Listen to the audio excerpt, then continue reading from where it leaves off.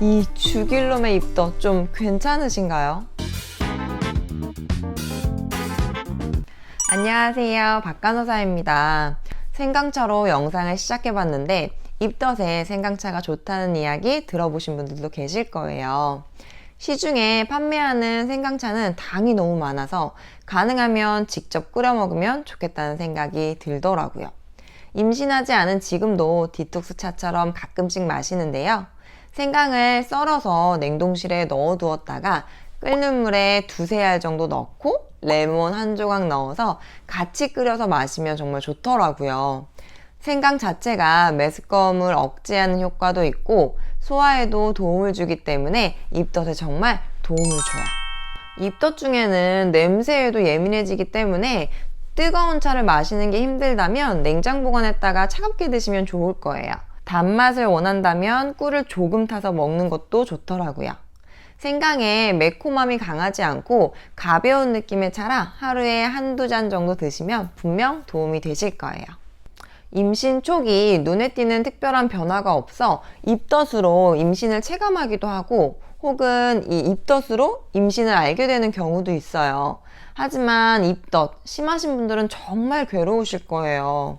저의 경우는 심한 입덧은 아니었어서 구토나 구역질을 하진 않았지만 그래도 임신기간 내내 배멀미하는 듯한 울렁거림으로 정말 힘들었어요. 이렇게 입덧이 심할 때는 니글니글 거리는 속을 조금 진정시켜주기 위해서 신맛이나 탄산으로 청량감을 주면 일시적인 도움을 줄 수 있어요.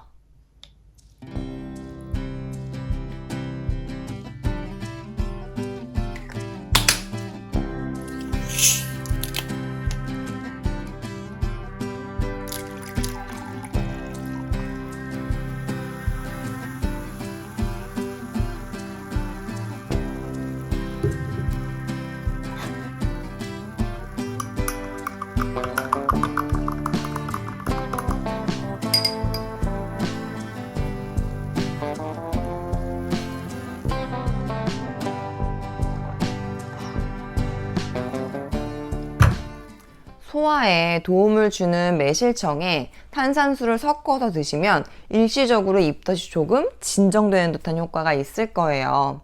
입덧을 완전히 없애는 방법은 없기 때문에 이렇게 조금씩 진정시키면서 우리가 버텨내야 되는 거죠. 임신 중 입덧은 임신부의 80% 정도에서 발생할 정도로 흔하게 나타나지만 구역과 구토 등의 증상과 정도의 차이는 개인에 따라 달라요. 보통 마지막 생리 후 5주에서 6주 사이에 입덧이 시작이 되고 11주 정도쯤 가장 심해져요. 또 이제 16주 정도까지 지속되다가 호전되는 양상을 보이지만 막달까지 가는 사람도 있더라고요. 저도 임신 한 6주 정도쯤부터 울렁울렁 입덧이 시작되더니 다행히 구역 구토까지는 없었지만 기분 나쁘게 묘한 울렁거림이 하루 종일 저를 괴롭혔어요. 그리고 16주 정도부터는 입덧이 정말 많이 줄어들어서 다행이라 생각했지만 막달까지는 그래도 살짝의 미식거림은 유지되더라고요. 그래도 임신 16주 정도면 대부분의 입덧이 호전되니까 아직 16주가 안 되신 분들 조금만 더 힘내세요. 임신 중 입덧의 원인은 아직 명확하지는 않아요. 태반에서 나오는 호르몬의 영향일 거라고 추측하기도 하지만 모닝 시크니스라고 불리는 것처럼 아침에 일어나 속이 비어 있을 때, 즉 공복 시에 입덧이 더 심해지기 때문에 최대한 이 공복 상태를 피해주는 게 입덧 완화의 핵심이에요. 앞에 말씀드린 생강차와 매실차 외에도 건조하고 짭짤한 탄수화물이 입덧에 도움이 돼요. 병원에서도 늘 추천해 주시지만 예를 들면 참크래커와 같은 크래커류, 토스트 등 속이 좀 비어서 울렁거리는 느낌이 들 때 조금씩 먹어주면 좋아요. 그 외에도 뭐 오렌지 주스나 뭐 레몬 사탕, 뭐 샤인머스켓을 얼려서 먹는 것처럼 신맛이 나거나 차가운 음식들도 일시적으로 입덧을 완화시키는 데 도움을 줘요. 기본적으로 속이 비어 있을 때 입덧이 심해지기 때문에 조금씩 자주 먹는 게 도움이 되고, 속이 울렁거리다 보니 맵고 자극적인 음식이 생각나기도 하는데, 이런 음식들로 인해 탈이 나거나 설사를 하게 되기도 해요. 그렇기 때문에 조심하시는 게 좋아요. 임신 중 호르몬의 영향으로 소화불량이나 장 습관의 변화가 생기기도 하니, 가능하면 맵고 이제 자극적인 음식은 최소한으로 드시는 게 좋겠죠. 심한 입덧일 때 입덧을 완화시키는 가장 좋은 방법은 입덧약을 복용하는 거예요. 디클렉틴이라고 해서 수면 유도제 성분인 독시라민과 비타민 B6 성분으로 되어 있는 FDA 등급 A 분류의 약으로 임산부에게 안전한 성분의 약이에요. 수면 유도제 성분이 들어있어 복용하게 되면 몸이 좀 다운되고 졸릴 수 있는데, 그런 효과로 입덧을 조금 가라앉힐 수 있어요. 안전한 약이다 보니 입덧이 심하다면 참지 말고 약을 복용하는 게 도움이 될 수 있어요. 다만 비급여 약이라 비용이 만만치 않더라고요. 하지만 현재 급여 적정성 평가를 진행하고 있다고 하니 조금 더 기다려 본다면 좋은 소식이 있지 않을까 싶어요. 디클렉틴은 장용정으로 장까지 도달해야 유효 성분이 배출되게끔 설계된 약이라 공복에 복용해야 효과가 있어요. 그리고 수면 유도제로 사용되는 독시라민 성분으로 졸릴 수 있기 때문에 취침 전 복용을 기본으로 해요. 그래서 보통 잠들기 전 두 알을 물과 함께 한 번에 복용을 하고, 조절이 잘 안 되는 경우 다음날 오전 공복에 한 알 추가하는 방식으로 증량해요. 그래도 조절이 잘 안 된다면 그날 오후 공복에 하나를 추가해서 하루 최대 4알까지 복용할 수 있어요.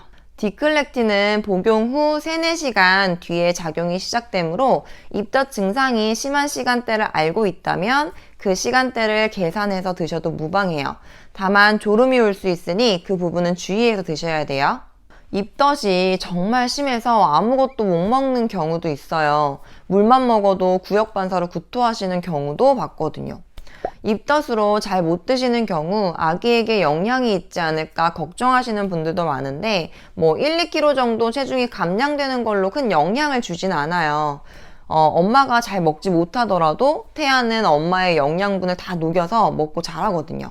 다만 임신 전 체중보다 체중이 5% 이상 감소하게 되면, 평균적으로 5kg 이상 체중이 빠졌을 경우는 산모의 건강이나 태아 성장에 영향을 줄 수 있기 때문에 입원 치료를 권장하게 돼요.